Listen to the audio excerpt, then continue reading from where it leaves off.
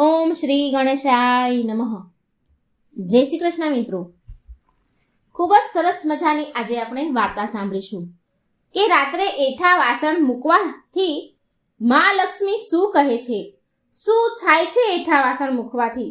આ સમયમાં મિત્રો કોઈ માનતું નથી, પણ જે શાસ્ત્રમાં જણાવ્યું હોય એ કંઈ ખોટું પણ હોતું નથી. જે સત્ય છે એ સત્ય છે જ. આપણા માનવાથી ન માનવાથી એ બદલાઈ જતું નથી. ઘણીવાર આપણા ઘરમાં મુશ્કેલીઓ, દરિદ્રતા, દુઃખ, સમસ્યાઓનું કારણ આપણી અમુક ટેવો પણ હોય છે જે આપણને નજર આવતી નથી. તો એવો જ આ સરસ મજાનો સમજાય એવો વિડીયો છે, તો પૂરા ધ્યાનથી મનથી સાંભળજો. અને વિડીયો સારો લાગે તો લાઈક અને શેર કરજો, અને આ ચેનલને સબસ્ક્રાઈબ કરવાનું મિત્રો ભૂલશો નહીં. ઓમ નમઃ શિવાય. ઓમ નમો ભગવતે વાસુદેવાય. માં લક્ષ્મી કહે છે કે રાત્રે વાસણ એઠા મૂકવાથી માં લક્ષ્મી ક્યારેય એ ઘરમાં પ્રવેશ કરતા નથી. મિત્રો, આપણા શાસ્ત્રમાં એવું કહેવાયું છે કે જે લોકો રાતના સમયે એઠા વાસણ મૂકે છે અને તે વાસણ સવારે સાફ કરે છે, તેવા લોકોના ઘરમાં માં લક્ષ્મીનો પ્રવેશ થતો નથી. આ વિષય પર નાની એવી વાર્તા છે, એ તમે સાંભળો. પ્રાચીન સમયની વાત છે. એક નગરમાં એક પતિ પત્નીની જોડી રહેતી હતી. એક સ્ત્રી પતિ પત્ની બહુ ગરીબ હતા. તે સ્ત્રીનું આખું જીવન ગરીબી અને નિર્ધનતામાં વીત્યું. તે સ્ત્રી આખી જિંદગી એણે ફાટેલા તૂટેલા કપડાં પહેર્યા અને તેના બાળકોને પણ ફાટેલા તૂટેલા કપડાં જ પહેરાવ્યા. તેનો પતિ ખૂબ જ મહેનત કરતો, પૈસા કમાવે, પણ ક્યારેય બે પૈસા ભેગા કરી શક્યો નહીં. તેની પરિસ્થિતિ ક્યારેય બદલાઈ જ નહીં. એક સાંધે તો 13 તૂટે એવી દશા હતી. જે માણસો અધિક માત્રામાં ગરીબ હોય છે ને, તેનું જીવન ખૂબ જ દુઃખભર્યું હોય છે. લોકો તેની મજાક બનાવી દે છે. અને આવો જ હાલ આ બંને પતિ પત્નીનો હતો. તેનો પરિવાર હંમેશા ફાટેલા તૂટેલા કપડામાં જ હોય, કારણ કે નવા સારા કપડાં પહેરે એટલું ધન ક્યારેય ભેગું થાય જ નહીં. જ્યારે તે લોકો રસ્તામાં નીકળે એટલે લોકો કાયમ તેને ખટીચર, ભિખારી કહીને બોલાવે, તેની મજાક ઉડાવે. તે પતિ પત્ની ભગવાનની સેવા પૂજા પણ કરતા હતા, પણ ખબર નહીં તેના નસીબમાં શું હતું. તે લોકો ક્યારેય બે પૈસા પામતા જ નહીં. તે પતિ પત્ની હંમેશા તેના ભાગ્યને કોસતા રહે. તે લોકો હંમેશા ઉપરવાળાને દોષ આપે કે એ બંને કહે કે ન જાણે ભગવાને આપણા નસીબમાં શું લખ્યું છે, ક્યારેય આપણને સુખ ન મળ્યું. તે પતિ પત્ની કહે છે કે જ્યારે આપણે મરીને ઉપરવાળાના દરબારમાં જઈશું તો ભગવાનને આપણે એક જ સવાલ કરીશું કે ભગવાન, અમે એવો તે કયો ગુનો કર્યો હતો, એવું તે શું અપરાધ કર્યા હતા કે અમને આટલું દુઃખી અને આટલી ગરીબી તમે આપી? અમારું આખું જીવન ગરીબીમાં જ ગયું. બંને આવી જ વાતો કરતા આ બંને આમને આમ એમણે આખું જીવન ગરીબીમાં વિતાવ્યું અને આમને આમ બંને વૃદ્ધ થયા. હવે તે સમયે કમાવાની હાલતમાં પણ નહોતા. તેમની ઘરની દશા બહુ વધારે ને વધારે ખરાબ થઈ, કારણ કે હવે એ કમાય એવી તો એમની હાલત નથી, તો કમાવા કેવી રીતે જાય? એટલે ઘરની દશા વધારે દુર્બળ થઈ ગઈ. ઘણી વાર તો ભૂખ્યા સુવાના વારા આવે. ઘણી વખત ભૂખ્યા જ સૂઈ ગયા હતા. અને તેના બાળકો પણ કમાવા માટે જ્યાં ત્યાં મહેનત કરે, પણ બે પૈસા કમાઈ શકતા નહીં. અંતે તે વૃદ્ધ પતિ પત્નીનું મૃત્યુ થયું અને મર્યા પછી ભગવાન ધર્મરાજાના દરબારમાં ગયા. તે બંને પતિ પત્ની ધર્મરાજાના દરબારમાં આવે છે અને ધર્મરાજા બંને પતિ પત્નીના લેખા જોખા જુએ છે. અને ધર્મરાજા આ બંનેને કહે છે કે તમે મનુષ્ય યોનિમાં અવતાર લીધો છે, તો પણ તમારા હાથે કોઈ પુણ્ય કામ થયું નથી. તમે બંનેએ તમારા હાથોથી પુણ્ય દાન કર્યું નથી, ન કોઈ દાન દક્ષિણા આપી. તમે લોકોએ કોઈ પણ સારું ધર્મનું કાર્ય નથી કર્યું. તમારા ખાતામાં કોઈ પણ જાતનું પુણ્ય જમા નથી. માટે તમને બેવને કઠોરથી કઠોર દંડ દેવામાં આવે છે. ધર્મરાજાની આવી વાત સાંભળી બંને પતિ પત્ની ધર્મરાજાને કહે છે કે હે પ્રભુ, અન્યાય તો તમે અમારી સાથે કર્યો છે. પ્રભુ, જો તમે અમને ગરીબીમાં ન રાખ્યા હોત, જો તમે અમારા નસીબમાં થોડું એ ધન લખ્યું હોત, ધન આપ્યું હોત, તો પ્રભુ અમે અમારા હાથોથી જરૂર દાન ધર્મ કર્યું હોત, જરૂર પુણ્ય કર્યું હોત. પણ ભગવાન, અમને તો અમારા પેટ ભરવા પૂરતું પણ ધન અન્ન મળતું ન હતું. તો દાન પુણ્ય તો કેવી રીતે કરીએ? ક્યાંથી દાન કરીએ? ધર્મરાજા બંને પતિ પત્નીને કહે છે કે તમે મારી વાત સાંભળો કે મારું કામ તમારા લેખા જોખા જોવાનું છે. મારું કામ તમારું ભાગ્ય લખવાનું નથી. જો તમારે એ જાણવું હોય કે તમારા ભાગ્યમાં શું લખ્યું છે, શું લખ્યું હતું, તો તે જાણવા માટે તમારે બ્રહ્માજી પાસે જવું પડે. પરમપિતા બ્રહ્માજી તમને બતાવી શકશે કે તમારું ભાગ્ય ઉદય કેમ ન થયો, તમારું જીવન ગરીબીમાં કેમ નીકળ્યું. અને ધર્મરાજા તે બંનેને બ્રહ્મલોકમાં જવાનું કહે છે. બ્રહ્મલોકમાં તે બંને જાય છે તો બ્રહ્માજી તે પતિ પત્નીને કહે છે કે હે મનુષ્ય, તમે અહીં શું કામ આવ્યા છો? અહીં આવવાનું કારણ શું છે? તમને બંનેને અહીં આવવાની અનુમતિ કોણે આપી? ત્યારે તે બંને બ્રહ્માજીને કહે છે કે અમે ધર્મરાજાના આદેશ અનુસાર અહીં સુધી પહોંચ્યા છીએ. હે પરમપિતા બ્રહ્મદેવ, અમે એ જાણવા માંગીએ છીએ કે મનુષ્ય યોનિ મળવા છતાં પણ અમારું ભાગ્ય ઉદય કેમ ન થયું? એવું તે શું કારણ છે કે અમારું એ આખું જીવન ગરીબીમાં જ ગયું? હે પરમપિતા બ્રહ્મદેવ, અમને આ વાત જણાવો. ત્યારે પરમપિતા બ્રહ્માજી તે પતિ પત્નીનું ભાગ્ય અને તેના લેખાજોખા જુએ છે. આ લોકોના ભાગ્યમાં શું લખ્યું હતું? અને પરમપિતા બ્રહ્માજી તેમનું ખાતું ખોલે છે અને જુએ છે. અને પછી બોલ્યા, મનુષ્ય, તમે બંને જૂઠું બોલો છો. તમારા ખાતામાં, તમારા નસીબમાં તો ઘણું બધું ધન લખ્યું છે. ત્યારે બ્રહ્માજીને તે પતિ પત્ની કહે છે કે બ્રહ્માજી, તમે અમારા જીવનકાળની સ્થિતિ જોઈ શકો છો અને કેવું ગરીબીનું જીવન અમે જીવ્યા છીએ તે ધ્યાન કરીને તમે જોઈ લો. પ્રભુ બ્રહ્માજી, જો અમારા ભાગ્યમાં ધન લખ્યું હોત તો ધરતી લોકમાં અમને ધન કેમ ન મળ્યું? અમારા ભાગ્યમાં જો ધન છે જ તો અમને ધન મળ્યું કેમ નહીં? જો અમારા ભાગ્યમાં તમે ધન યોગ લખ્યો હતો તો અમે ગરીબીની જીવન કેમ જીવ્યા? અમને ગરીબી કેમ મળી? આનું શું કારણ છે? પ્રભુ, અમને જણાવો. તો બ્રહ્માજી બોલ્યા કે આનું કારણ તો હું તમને ન બતાવી શકું. આનું કારણ તો તમને મા લક્ષ્મી બતાવી શકશે. માટે તમે વિષ્ણુ લોકમાં જાઓ. વિષ્ણુ લોક ગયા પછી તમને ખબર પડશે કે તમને મનુષ્ય અવતાર મળ્યા બાદ અને ભાગ્યમાં ધન હોવા છતાં પણ તમને ધન, બરકત, સંપત્તિ કેમ ન મળી? આના પાછળનું શું કારણ છે? બ્રહ્માજીનો આદેશ મેળવી તે પતિ પત્ની વિષ્ણુ લોકમાં ગયા. વિષ્ણુ લોકમાં આવ્યા પછી મા લક્ષ્મી શ્રી નારાયણને પ્રણામ કરે છે અને મા લક્ષ્મી અને શ્રી નારાયણને બંને પતિ પત્ની પ્રણામ કરે છે અને તેમના ભાગ્ય વિશે પૂછે છે. તે બંને મા લક્ષ્મી અને નારાયણને પૂછે છે કે હે પ્રભુ, અમે મનુષ્ય અવતાર અમને મળ્યો અને મનુષ્ય અવતાર મળ્યા બાદ અને બ્રહ્માજીના કહેવા પ્રમાણે અમારા ભાગ્યમાં ઘણું ધન વૈભવ લખ્યું છે. અમને અમારા જીવનમાં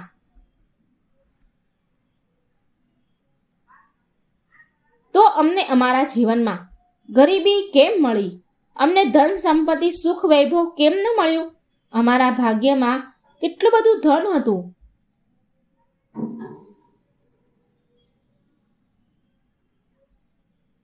છતાં પણ અમારું જીવન ગરીબીમાં જ કેમ ગયું? અમારે આ જાણવું છે. આનું કારણ શું છે? એટલે ભગવાન વિષ્ણુ લક્ષ્મીજીને કહે છે કે દેવી લક્ષ્મી, હવે તમે જ કહો કે તમારું આગમન આ લોકોના ઘરે કેમ ના થયું? તમે એમના ઘર સુધી કેમ ન પહોંચ્યા? જો કે પરમ પિતાએ તેના ભાગ્યમાં તો ધન લખ્યું હતું ને, તો તમે તેમના ઘરે કેમ ન ગયા? ત્યારે મા લક્ષ્મી શ્રી હરિ વિષ્ણુને કહે છે કે પ્રભુ, તમને એ વાત તો સારી રીતે ખબર હશે ને કે જે ઘરમાં ગંદકી રહે છે, જે ઘરોમાં સફાઈ નથી હોતી, ગંદકી હોય છે, એ ઘરોમાં રાતના સમયના એઠા વાસણ પડેલા હોય છે, તે ઘરોમાં મારું આગમન નથી થતું. તે ઘરના દરવાજેથી જ હું પાછી વળી જાઉં છું. એટલે વિષ્ણુ ભગવાન તે બંને પતિ પત્નીને પૂછે છે કે તમે તમારા ઘરમાં એઠા વાસણ રાખતા હતા? એટલે તે ગરીબ સ્ત્રી હતી તે બોલી, હા પ્રભુ, સવારના વાસણ હું સાફ કરતી હતી, પણ રાતના વાસણ તો હું એઠા જ મૂકી દેતી હતી. આ આદત મને પહેલેથી જ હતી કે રાતના વાસણ ક્યારે હું સાફ કરતી જ ન હતી. રાતના વાસણ રોજ સવારે જ સાફ કરતી હતી. ત્યારે વિષ્ણુ ભગવાન બંને પતિ પત્નીને કહે છે કે તો આ તમારા ગરીબીનું કારણ આ જ છે, કારણ કે મા લક્ષ્મીનું આગમન રાતના સમયે જ થાય છે. પૃથ્વી લોક પર મા લક્ષ્મી બધા જ મનુષ્યના ઘરે રાતે બ્રહ્મ મુહૂર્તમાં જાય છે, અને એ સમયે જો તમારા ઘરમાં ગંદકી હોય તો લક્ષ્મીજી તમારા ઘરના દરવાજેથી જ પાછા વળી જાય છે. અને મા લક્ષ્મીજી બંને પતિ પત્નીને કહે છે કે સંસારમાં જે પણ લોકો ઘરમાં હેઠા વાસણ મૂકે છે તો એ વાસણમાં ગંદકી રહે છે, માખીઓ, જીવજંતુ મણમણે છે, તે વાસણમાં જીવજંતુ થાય છે, અને ગંદકીના કારણે ઘરમાં નકારાત્મકતા ઉર્જા ઉત્પન્ન થાય છે, અને અલક્ષ્મીનો પ્રવેશ તે ઘરમાં થાય છે. તે ઘરમાં દરિદ્રતા આવી જાય છે, અને જ્યાં દરિદ્રતા હોય તેવા ઘરમાં મા લક્ષ્મીનો પ્રવેશ ક્યારેય ન હોય, મા લક્ષ્મીનો વાસ ક્યારેય ન થાય. બંને પતિ પત્નીને તેની કરણીનું ફળ ભોગવવું પડ્યું. બંને આ આદતના કારણે ગરીબ રહ્યા, અને તે બંનેને આ જાણ્યા પછી ઘણો પછતાવો થયો કે આપણે જો આપણા ઘરમાં એઠા વાસણ ન રાખ્યા હોત તો મનુષ્ય જીવનમાં ધનની પ્રાપ્તિ થઈ હોત. મનુષ્ય જીવનમાં ધનની પ્રાપ્તિ થઈ હોત, પુણ્ય કમાયા હોત. લક્ષ્મીજી કહે છે કે એઠા વાસણ જ્યાં હોય છે ત્યાં અલક્ષ્મીનો પ્રવેશ થાય છે, દરિદ્રતા વાસ કરે છે, માટે ત્યાં મારો પ્રવેશ ક્યારેય નહીં થાય. પાછળથી પછતાવો કરવા છતાં તો સારું છે કે એકવાર વધારે મન લગાવી કોશિશ કરવી જોઈએ. આજકાલ લોકો જલ્દી નિરાશ થઈ જાય છે, હાર માની લે છે, અને પોતાના સપના સાથે કોમ્પ્રોમાઇઝ કરી લે છે. પછી જેવી રીતે ધીમે ધીમે સમય વીતી જાય છે, પછી એવો વિચાર કરે છે કે એકવાર કદાચ કોશિશ કરી લીધી હોત તો સારું હતું.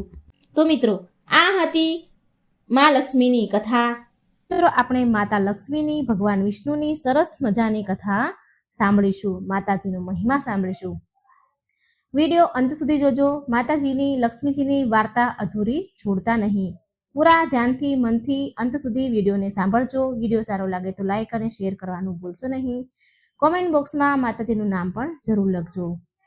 જય મા લક્ષ્મી. એક ગામમાં ગરીબ એક બ્રાહ્મણ રહેતા હતા. એ નિયમિત રૂપથી ભગવાન શ્રી વિષ્ણુની પૂજા કરતા હતા, અને તેની ભક્તિથી પ્રસન્ન થઈને ભગવાન વિષ્ણુએ તેને દર્શન દીધા અને તેને મનોકામના માંગવા માટે કહ્યું. તો બ્રાહ્મણ કહે છે, બ્રાહ્મણ બોલ્યા કે મારી ઈચ્છા છે કે શ્રી લક્ષ્મીજીનો નિવાસ સદાય મારા ઘરમાં થઈ જાય. આ સાંભળી ભગવાન વિષ્ણુએ કહ્યું, લક્ષ્મીજીને પ્રાપ્ત કરવાનો સરળ માર્ગ બ્રાહ્મણને બતાવ્યો. ભગવાન વિષ્ણુ કહે છે કે મંદિર સામે એક સ્ત્રી દરરોજ આવે છે અને છાણા થાપે છે. તું એને તારા ઘરે આવવાનું નિમંત્રણ આપજે. એ સ્ત્રી દેવી લક્ષ્મી છે. એના ઘરે આવી જવા બાદ તારું ઘર અન્ન ધનથી ભરાઈ જશે. તારા ઘરે બોલાવીશ તો તારું ઘર ધનથી ધાન્યથી ભરાઈ જશે. આમ કહીને ભગવાન વિષ્ણુ અંતર ધ્યાન થઈ ગયા. બીજા દિવસે સવારે 4 વાગે બ્રાહ્મણ મંદિર સામે જઈને બેસી ગયા, અને લક્ષ્મીજી પણ છાણા થાપવા માટે આવ્યા. તો બ્રાહ્મણે તેને એના ઘરે આવવા માટે નિવેદન કર્યું. એ સ્ત્રીને બ્રાહ્મણની વાત સાંભળી લક્ષ્મીજી સમજી ગયા કે આ બધું શ્રી હરિ વિષ્ણુ ભગવાનના કહેવાથી થયું છે. લક્ષ્મીજીએ બ્રાહ્મણને કહ્યું, તું મહાલક્ષ્મીનું વ્રત કર. મહાલક્ષ્મીએ એમનું અસલ દિવ્ય સ્વરૂપ પ્રગટ કર્યું, અને લક્ષ્મીજીએ કહ્યું બ્રાહ્મણને કે તું મહાલક્ષ્મીનું વ્રત કરજે. 16 દિવસ વ્રત કર, અને 16મા દિવસે ચંદ્રમાને અર્ઘ્ય આપવાથી તારી સર્વ મનોકામના પૂરી થશે. બ્રાહ્મણે દેવીના કહ્યા અનુસાર વ્રત અને પૂજન કર્યું, અને દેવીને ઉત્તર દિશા તરફ મુખ રાખીને પોકારવા લાગ્યા લક્ષ્મીજીને, અને લક્ષ્મીજીએ તેમનું વચન પૂરું કર્યું. એ દિવસથી આ વ્રત પૂરી શ્રદ્ધાથી કરવામાં આવે છે. જે ભક્ત પૂરી શ્રદ્ધાથી મનથી આ વ્રત કરે છે તો મા લક્ષ્મી તેની સર્વ મનોકામના પૂરી કરે છે, અને મા લક્ષ્મી તેની કૃપા સદાય એના ભક્ત પર વરસાવે છે. બોલો મહાલક્ષ્મીની જય. લક્ષ્મીજીની બીજી કથા. ભગવાન વિષ્ણુ અને લક્ષ્મીજીની આ કથા છે. એક સમયની વાત છે. એકવાર મહાલક્ષ્મી અને ભગવાન વિષ્ણુ પૃથ્વી પર વેશ બદલીને આવ્યા ભ્રમણ કરવા માટે. સાધુ અને સાધ્વીનું વેશ ધારણ કર્યું. એટલે મહાલક્ષ્મી ભગવાન વિષ્ણુને પૂછે છે કે સ્વામી, તમે પૃથ્વીલોક પર કયા ઉદ્દેશથી આવ્યા છો? શું કોઈ ભક્ત ઉપર સંકટ આવ્યું છે કે તમે પણ અને મને સાથે પણ તમે લઈ આવ્યા છો? એટલે શ્રી હરિ હસીને બોલ્યા કે દેવી, આ મૃત્યુલોક તો સહુ પોતાના કર્મ અનુસાર કષ્ટ ભોગવે છે. મૃત્યુલોકમાં હરેક વ્યક્તિ, હરેક મનુષ્ય, હરેક જીવ પોતાના કર્મ અનુસાર કષ્ટ, સુખ, દુઃખ ભોગવે છે. હું એ જોવા માંગુ છું કે આટલા કષ્ટ સહન કર્યા બાદ પણ શું પુણ્ય કમાય છે મનુષ્ય? ભક્તિ કરે છે કે નહીં? તો સૌથી પહેલા શ્રી હરિ અને મહાલક્ષ્મી એક ધનવાન શેઠના ઘરે પહોંચે છે. ત્યાં જઈને દરવાજે ઊભે રહીને શેઠજીને અવાજ દે છે, બોલાવે છે. અવાજ સાંભળીને શેઠજી બહાર આવ્યા. ભગવાન બોલ્યા કે શેઠજી, તમારા ઉપર તો મા લક્ષ્મીની બહુ કૃપા છે ને, છતાંય તમે દુઃખી કેમ છો? આનું શું કારણ છે? મહાલક્ષ્મી અને ભગવાન વિષ્ણુ સાધુ રૂપમાં શેઠજીને આવું પૂછે છે. શેઠજી એમને જોઈને રડવા લાગ્યા અને બોલ્યા કે હે સાધુ મહારાજ, મારા કષ્ટનું કારણ આ ઘર જ છે જેને તમે લક્ષ્મીજીની કૃપા કહો છો. મારું બધું જ ધન મારા દીકરાઓ લઈ ગયા, મારા દીકરાઓએ લઈ લીધું અને મને અને મારી પત્નીને અહીં છોડીને ચાલ્યા ગયા. હવે હું આ ઘરમાં મારી પત્ની અને હું બંને રહીએ છીએ અને મારી પત્ની બહુ બીમાર છે. એ હંમેશા તેના દીકરાઓને યાદ કર્યા કરે છે. જો આ ધન જ ન હોત ને તો લાલચ પણ ન હોત, અમારા દીકરા અમારી પાસે હોત. આ સાંભળીને ભગવાન વિષ્ણુ બોલે છે, શેઠજી, તમારા દુઃખનું કારણ તમારું ધન નથી પણ તમારા કર્મ છે. તમે ધન ગરીબો પર અત્યાચાર કરીને કમાયા છો અને બાળકોનું એ ધનથી પાલન પોષણ કર્યું છે. આટલું બોલીને મહાલક્ષ્મી અને ભગવાન ત્યાંથી ચાલ્યા ગયા. આગળ ચાલ્યા પછી તેમને એક ખેડૂત મળે છે જે મરેલા બળદ પાસે બેસીને રડી રહ્યો હતો. મહાલક્ષ્મીએ તેને કહ્યું કે ભાઈ, તું કેમ રડી રહ્યો છે? ખેડૂત બોલ્યો કે ધનના લાલચના કારણે આ બળદ મરી ગયો છે. વધારે ધન કમાવાની લાલચમાં હું એને દિવસમાં ખેતરોમાં કામ કરાવતો અને રાતમાં કુલ્હોમાં લગાવી દેતો હતો, પણ કાલથી મારે ભૂખ્યા જ રહેવું પડશે. જો સંસારમાં ધન ન હોત ને તો મને લાલચ પણ ન આવત અને આજે મારો બળદ જીવતો હોત, મરત નહીં. તો લક્ષ્મીજીએ કહ્યું, સ્વામી, આ શું માયા છે? હું તો એમ વિચારતી હતી કે સંસારમાં ધન વૈભવના કારણે મારી પૂજા લોકો કરે છે, પણ લોકો તો ધનથી જ હેરાન પરેશાન છે. ત્યારે ભગવાન શ્રી હરિ બોલ્યા, ના દેવી, એમ નથી. આ બધા કર્મના ફળ છે. આ બળદ એક શાહુકાર હતો ગયા જન્મમાં, જે લોકોને ઉધાર તો આપતો, ઉધાર આપીને તેનો ગુલામ બનાવી લેતો હતો અને ખૂબ કામ કરાવી લેતો હતો અને એનાથી દિવસ રાત કામ કરાવતો. એનું ઋણ ચૂકવવા માટે આ જન્મમાં એ બળદ બન્યો અને આજે એનું ઋણ ઉતરી ગયું તો એ અવસાન પામ્યું. તો લક્ષ્મીજી બોલ્યા, પરંતુ સ્વામી, આ બધા પાછળ ધન જ તો મોટું કારણ છે. આ સાંભળીને શ્રી હરિ વિષ્ણુ કહે છે, ચાલો આગળ ચાલીએ. આગળ થોડે દૂર બહાર એક ઝૂંપડી પાસે પહોંચ્યા. એ ઝૂંપડી આગળ દીવો જગતો હતો. ભગવાન શ્રી હરિને મહાલક્ષ્મી આગળ ચાલ્યા તો એક ઝૂંપડી દેખાણી અને એ ઝૂંપડીની બહાર દીવો પ્રગટતો હતો.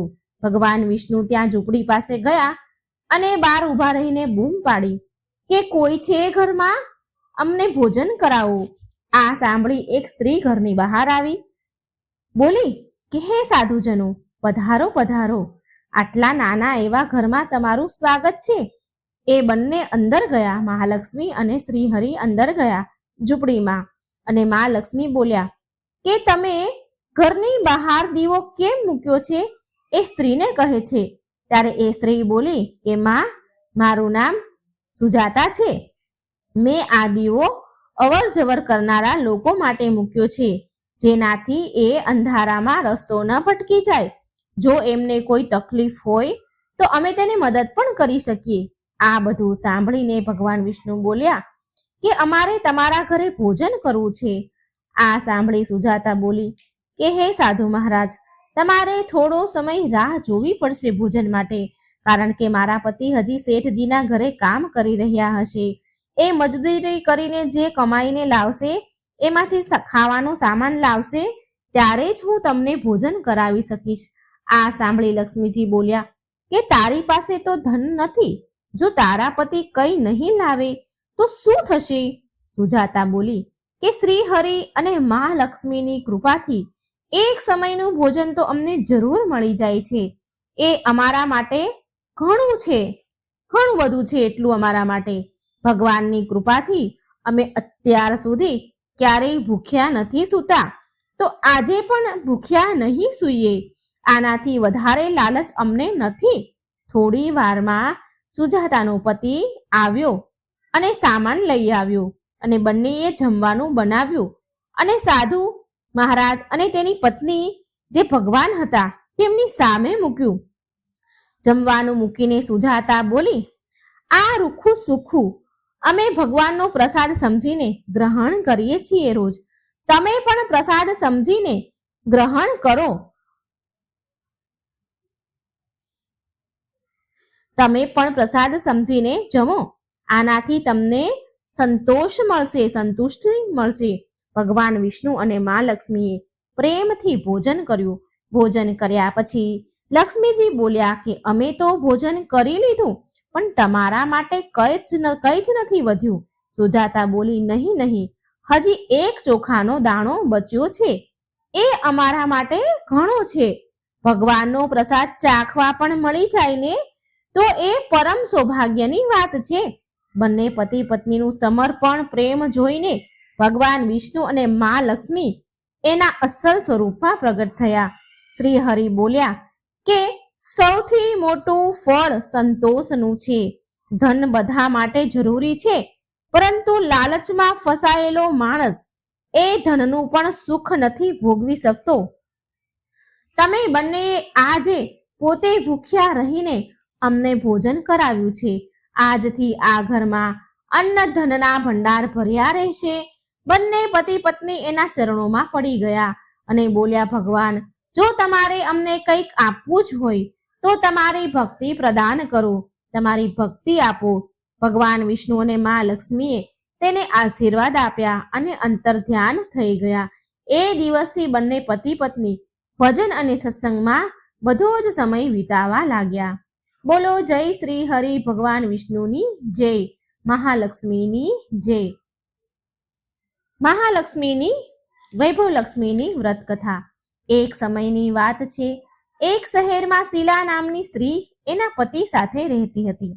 શીલા ઘણી ધાર્મિક સ્વભાવની હતી અને ભગવાનની કૃપાથી એને જે કંઈ પ્રાપ્ત થયું હતું એને એમાં ઘણો સંતોષ હતો. શહેરનું જીવન જરૂર જીવતી હતી શીલા, પણ શહેરના જીવનનો રંગ તેના પર હજી ચડ્યો ન હતો. ભજન, કીર્તન, ભક્તિભાવ અને પરોપકારનો ભાવ એનામાં હજી પણ હતો. એ એના પતિ અને તેની ગૃહસ્થીમાં ખુશ હતી. આડોશ પાડોશના લોકો તેના વખાણ પ્રશંસા કરતા હતા. જોતા જોતામાં સમય ઘણો બદલાયો, ઘણો વીત્યો અને તેનો પતિ કુસંગતનો શિકાર થઈ ગયો. એ અમીર બનવાનું સપનું જોવા લાગ્યો.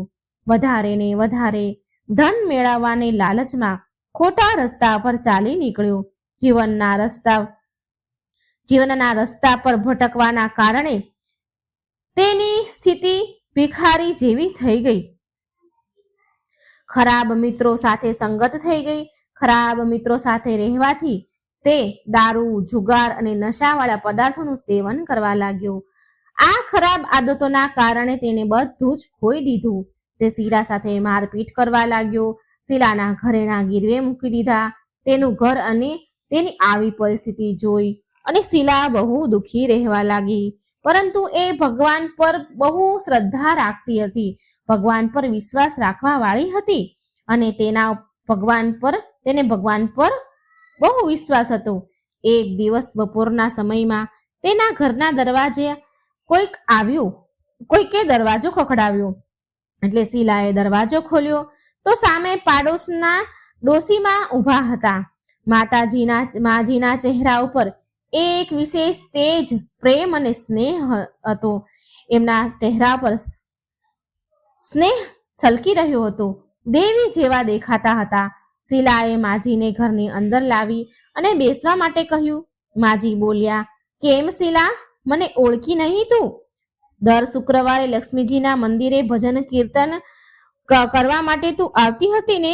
એ સમયે ત્યાં હું આવું છું, છતાં પણ શીલા કઈ સમજી નહીં. પછી એ માજી બોલ્યા, શીલા, તું બહુ દિવસથી મંદિર કેમ નથી આવી? તો હું તને જોવા આવી છું. તને મેં બહુ દિવસથી મંદિરમાં જોઈ નહીં, તો હું તને જોવા આવી. માજીના અતિ પ્રેમ ભર્યા શબ્દથી શીલાનું હૃદય પીગળી ગયું. માજીના સરસ પ્રેમના વ્યવહારથી શીલાને ઘણી શાંતિ મળી અને શીલાએ તે માજીને તેના ઘરની પરિસ્થિતિની બધી જ વાત કરી, બધું સંભળાવ્યું. આ બધું સાંભળીને માજી બોલ્યા, મા લક્ષ્મી તો પ્રેમ અને કરુણાનો અવતાર છે. તેમના ભક્તો પર હંમેશા મમતા રાખે છે. માટે તું ધીરજ રાખ અને માતા લક્ષ્મીનું વ્રત કર. આનાથી બધું જ સારું થઈ જશે. શીલાના પૂછવા પર માજીએ તેને વ્રતની બધી જ વિધિ કહી. માજી બોલ્યા, બેટા, મા લક્ષ્મીનું આ વ્રત બહુ સરળ છે. આ વ્રતને વૈભવ લક્ષ્મી વ્રત કહેવાય છે. આ વ્રત કરવાવાળાની બધી જ મનોકામના પૂરી થાય છે અને એ સુખ સંપત્તિ અને તેને યશ પ્રાપ્ત થાય છે. તે દિવસે વ્રતનો સંકલ્પ કર્યો. શીલા આંખો બંધ કરીને બોલી તો આંખો ખોલી તો કોઈ સામે હતું નહીં. એ વિચારવા લાગી કે આ માજી ક્યાં ગયા? એ માજી બીજા કોઈ નહીં પણ સાક્ષાત માતા લક્ષ્મી હતા.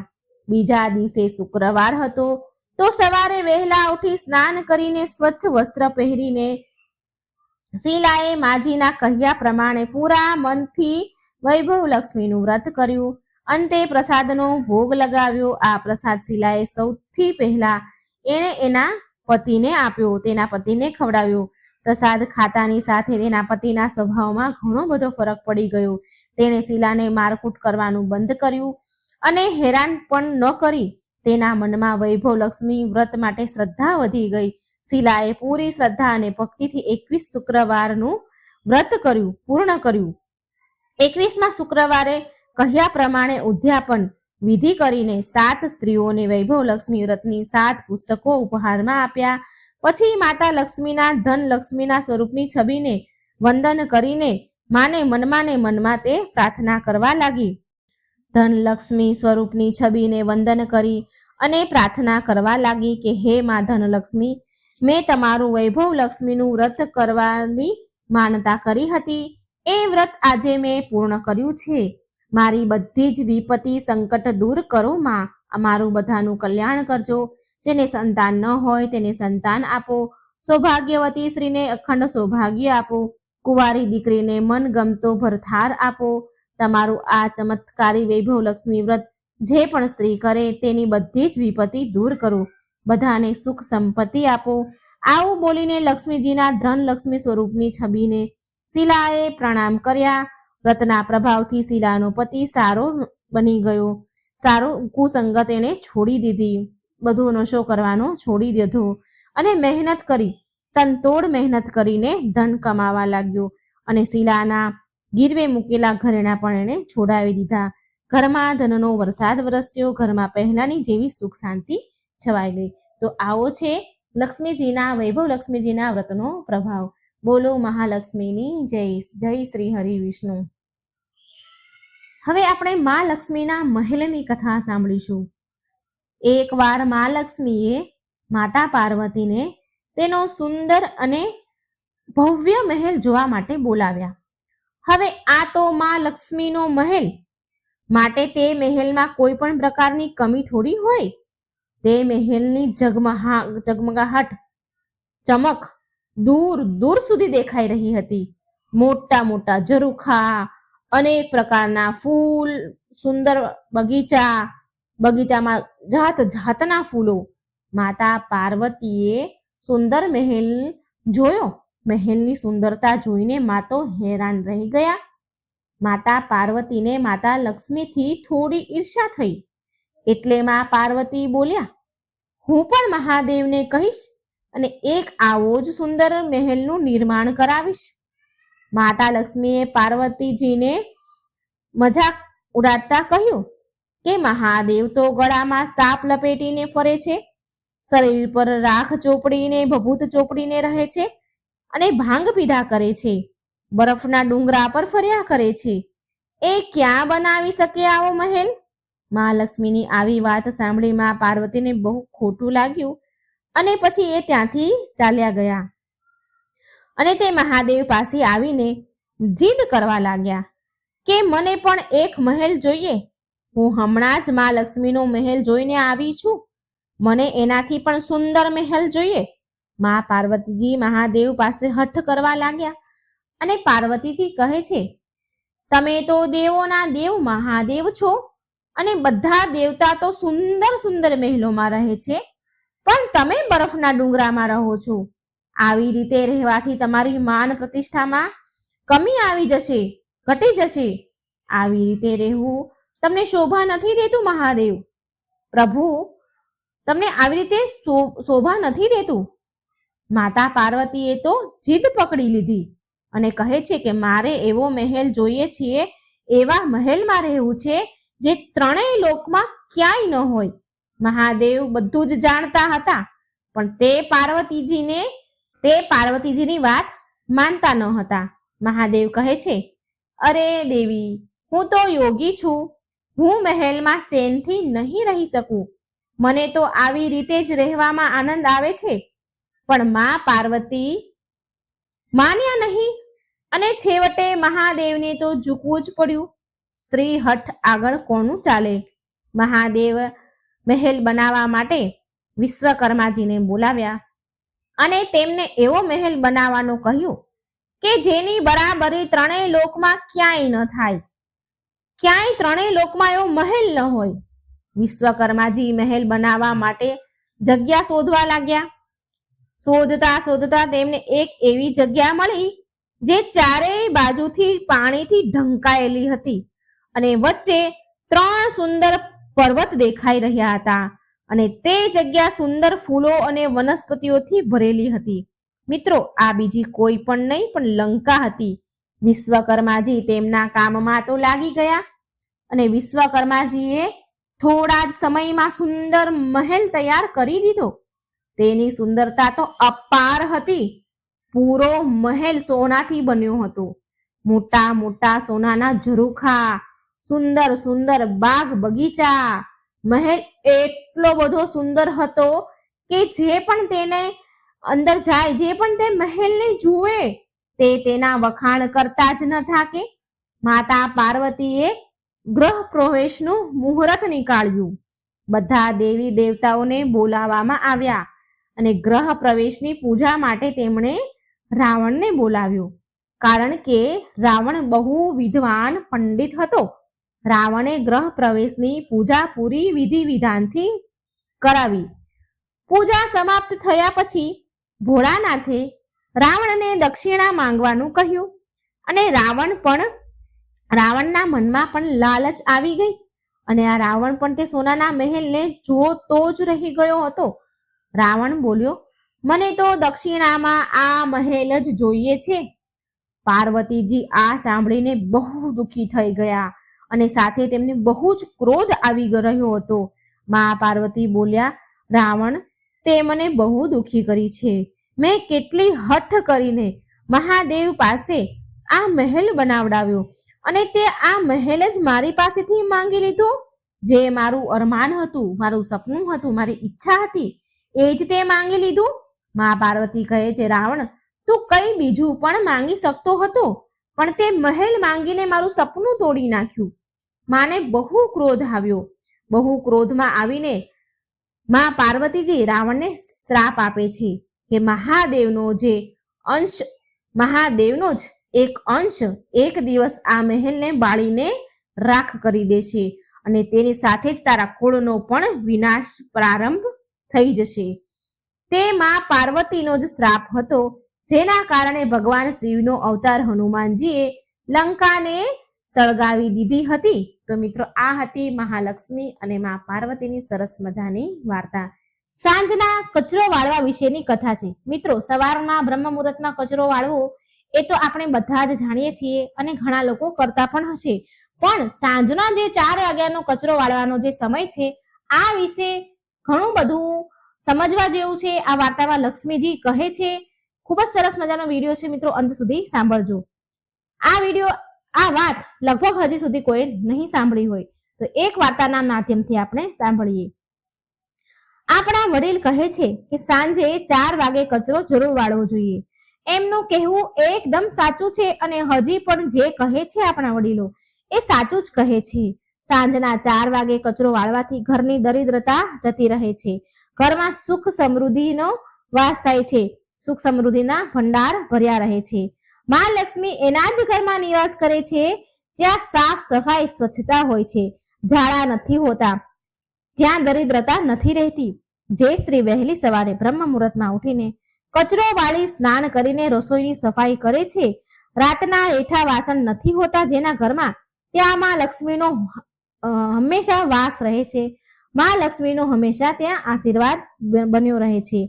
એ ઘરમાં માતા લક્ષ્મી નિવાસ કરે છે. એ ઘરમાં બરકત દેવતાનો પણ વાસ રહે છે. ત્યાં ક્યારેય નુકસાન નથી થતું, હંમેશા નફો થાય છે. સાંજના 4 વાગ્યાનો કચરો વાળવો કેમ જરૂરી છે આની એક પૌરાણિક કથા છે, એ હું તમને સંભળાવવા જઈ રહી છું. એક ગામમાં એક ધોબણ રહેતી હતી. તેનું નામ રાની ધોબણ હતું.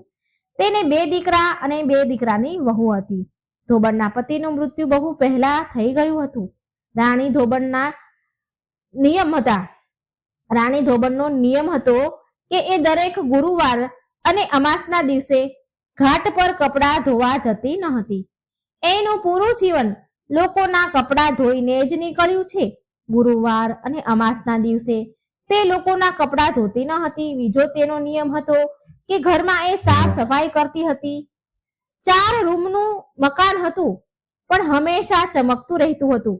રાણી ધોબણે ક્યારેય ઘરમાં ઝાડા થવા દેતા ન હતા.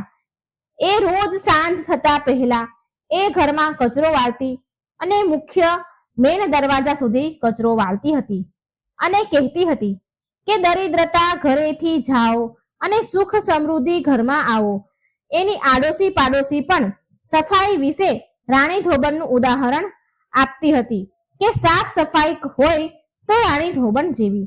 રાણી ધોબણે પૂરી ઉંમર ગામ લોકોના, શેઠ લોકોના, જમીનદારોના કપડા ધોવામાં એને પૂરી ઉંમર કાઢી નાખી. રાણી ધોબણના ઘરમાં કોઈ પણ વસ્તુની કમી ન હતી. વહુ, દીકરા અને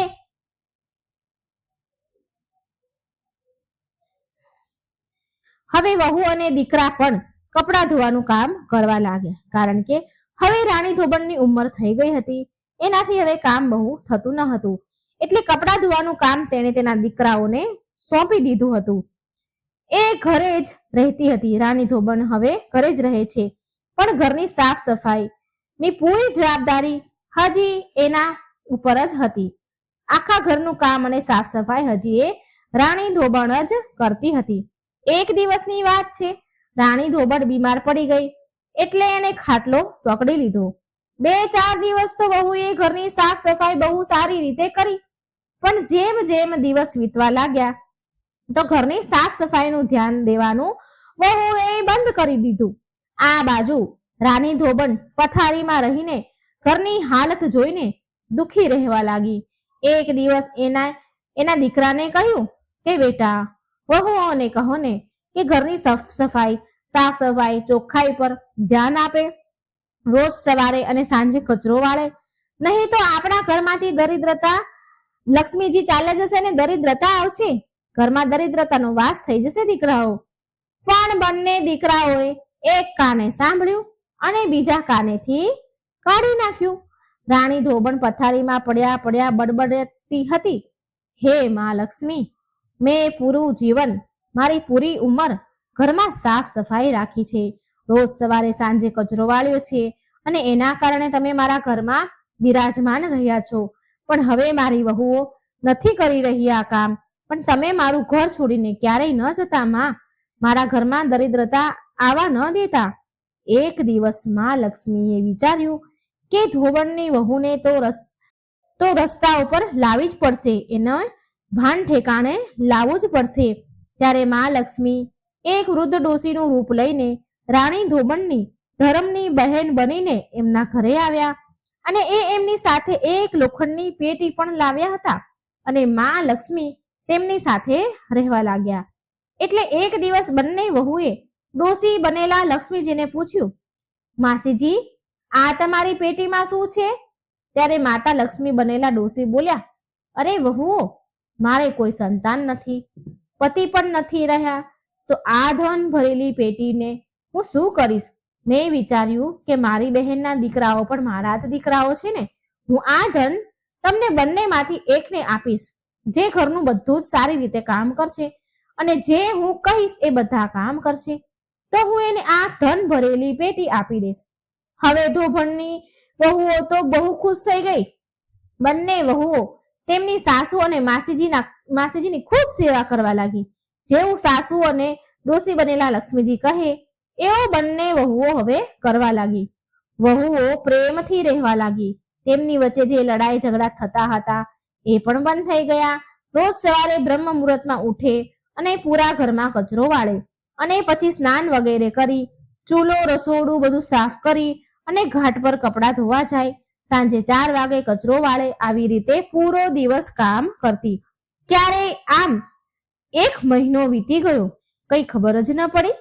એક દિવસ સાંજના સમયે બંને વહુઓએ સાસુ અને માસીજીની ખૂબ હસીને વાત કરવાનો અવાજ સાંભળ્યો અને એ રાતે બંને વહુ વિચારે છે કે આ બંને ડોશીઓને તો ઊંઘ જ નથી આવી રહી. મોડી રાત સુધી ખબર નહીં શું વાતો કરી રહી છે. હવે આપણે સવારે ઉઠીને જ પૂછશું એમને. પછી બીજા દિવસે રોજની જેમ સવારે વહુઓ ઉઠી કચરા વાળ્યા, નાહી ધોઈ રસોઈ સાફ કરી. જ્યારે સાસુમાં અને ડોશી બનેલા લક્ષ્મીજીને ચા આપવા ગઈ વહુઓ, તો સાસુમાં તો સૂઈ રહ્યા હતા, પણ ડોશીમાં જે લક્ષ્મીજી હતા એ ક્યાંય દેખાયા નહીં. બંને વહુઓ અને છોકરાઓએ આખું ઘર તપાસ્યું, પણ માસીજી તેમને ક્યાંય દેખાયા નહીં. ત્યારે તેમણે એની સાસુમાને જગાડ્યા અને પૂછ્યું, સાસુમા, માસીજી ક્યાં ગયા? અમે પૂરું ઘર જોયું પણ એ ક્યાંય દેખાતા નથી.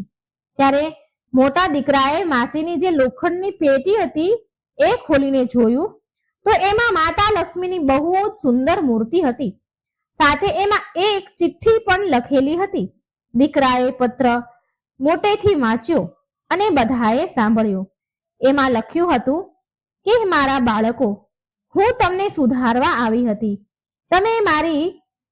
તમે તમારી માની વાત માની નહીં, તમારી માતાની વાત સાંભળી નહીં. તમારી માએ ઘરમાં ક્યારેય ગંદકી નથી રાખી, એવો ક્યારેય એના જીવનમાં ક્યારેય દરિદ્રતા પણ નથી આવી. એના જીવનમાં ક્યારેય દરિદ્રતા નથી જોઈ. તમારી માં પથારીમાં રહીને દુખી થઈ રહી હતી. મનમાં ને મનમાં એ બોલતી હતી કે મારી વહુઓ ઘરમાં કચરા પોતા સારી રીતે નથી કરતી, ગંદકી રહે છે, સાંજનો કચરો પણ નથી વાળતી. ઘરમાં દરિદ્રતાનો વાસ થઈ જશે માં. અને એ મને કહેતી હતી, હે માં લક્ષ્મી, તમે મારા ઘરે દરિદ્રતા ન આવવા દેતા, માટે હું તમને શિક્ષા આપવા આવી હતી. તમને બધાને સબક હવે મળી ગયો છે. આ સાંભળીને બધાની આંખોમાં તો આંસુ આવી ગયા. દડ આંસુ વહેવા માંડ્યા. જે દીકરો ચિઠ્ઠી વાંચી રહ્યો હતો એ પણ ખૂબ રડવા લાગ્યો. ત્યાર પછી વહુ અને દીકરાઓએ પોતાની માતાની માફી માંગી, રાણી ધોબણની માફી માંગી અને એમની ભૂલ સ્વીકારી. ત્યાર પછી મા લક્ષ્મી તેમની સામે સાક્ષાત રૂપમાં પ્રગટ થયા. બધાએ મા લક્ષ્મીના ચરણ પકડી લીધા અને તેમની ભૂલની માફી માંગી. માતા લક્ષ્મી બોલ્યા, મારા બાળકો, મેં જે તમને શીખ આપી છે એ હંમેશા યાદ રાખજો અને મારી વહુઓ, તમે આ વાતને પાલવે ગાંઠ બાંધી લો કે હું એ ઘરમાં નિવાસ કરું છું જે ઘરમાં સાફ સફાઈ રહે છે, જે ઘરમાં ઝાડા નથી હોતા, જ્યાં મોટાનું સન્માન થાય છે, બાળકોને પ્રેમ કરવામાં આવે છે, જે ઘરમાં લડાઈ ઝઘડા નથી થતા, પ્રેમથી રહે છે. હું એ ઘરમાં નિવાસ કરું છું સદાય માટે. બધાએ મા લક્ષ્મીના પગ પકડી લીધા અને માફી માંગી અને મા લક્ષ્મીએ એમને ઢગલો આશીર્વાદ દીધા. અને રાણી ધોબણને કહ્યું કે આપણે આજે પણ બંને બહેનો જ છીએ અને જ્યારે તારું મૃત્યુ થશે તો તારા મૃત્યુ બાદ મારા લોકમાં જ તું નિવાસ કરીશ. જય હો મા લક્ષ્મી. તો મિત્રો, આ વાર્તાના માધ્યમથી મેં તમને જણાવ્યું કે ઘરમાં સાફ સફાઈ કરવી કેટલી જરૂરી છે અને સાંજના 4 વાગે કચરો વાળવો પણ ખૂબ જ જરૂરી છે. જ્યારે તમે સાંજે 4 વાગે કચરો વાળો છો ત્યારે વાળતા વાળતા બોલતા જવું. આ જરૂર બોલો કે દરિદ્રતા દરિદ્રતા મારા ઘરેથી જાઓ અને સુખ સમૃદ્ધિ માતા લક્ષ્મી મારા ઘરે આવો. મિત્રો, આ બોલવાનું ભૂલશો નહીં મારી વાલી બહેનો. મિત્રો, આ ગૃહ મંત્ર છે કે દરિદ્રતા જાઓ, સુખ સમૃદ્ધિ માતા લક્ષ્મી મારા ઘરમાં આવો. આ ગૃહ મંત્રને ભૂલશો નહીં અને સવાર સાંજ કચરો વાળવા ટાઈમે જરૂર બોલજો. તો મિત્રો, તમને આ વાર્તા જરૂર ગમી હશે, સમજવા મળ્યું હશે. તો આ વિડીયોને લાઈક કરજો, શેર કરજો અને આ ચેનલને સબસ્ક્રાઇબ કરવાનું મિત્રો ભૂલશો નહીં.